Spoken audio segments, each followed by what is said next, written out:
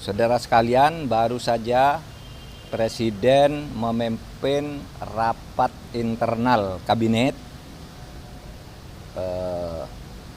membahas masalah tindak pidana perdagangan orang (TPPO), bukan TPPU. Ya. Begini, kita punya masalah dengan tindak pidana perdagangan orang, di mana orang dikirim ke luar negeri lalu menjadi budak-budak yang dianiaya atau terlibat dalam kejahatan-kejahatan dalam sebuah pengiriman tenaga kerja yang ilegal. Dan tadi Pak Benny Ramdhani itu melapor kepada Presiden, pada 1 tahun saja mayat yang pulang karena TPPU itu mencapai 1.900 orang lebih.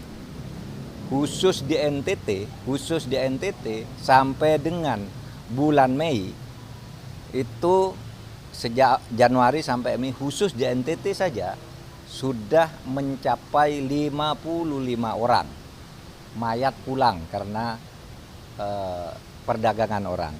Nah, oleh sebab itu Presiden tadi menyatakan melakukan restrukturisasi Satgas, tim tindak pidana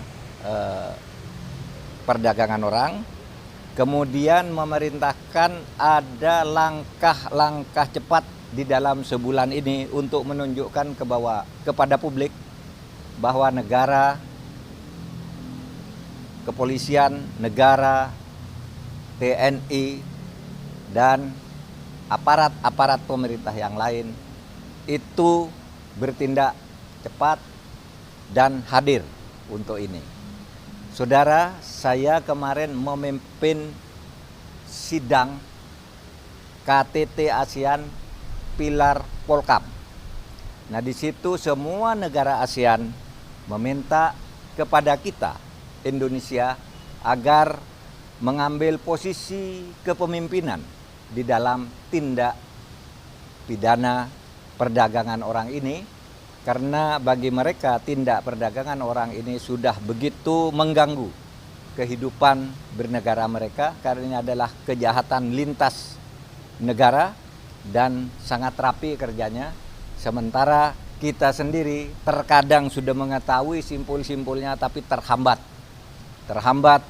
oleh birokrasi, mungkin juga oleh perbackingan dan sebagainya, sehingga Presiden tadi memerintahkan kepada Kapolri tidak ada backing-backingan, karena semua tindakan yang tegas itu di-backing oleh negara. Tidak ada backing-backingan bagi penjahat. Backing bagi kebenaran adalah negara, backing bagi penegakan hukum adalah negara. Itu dari saya. Mungkin saudara akan kaget mendengar situasi perdagangan orang berdasar data yang dimiliki dan telah dilakukan oleh BP2MI.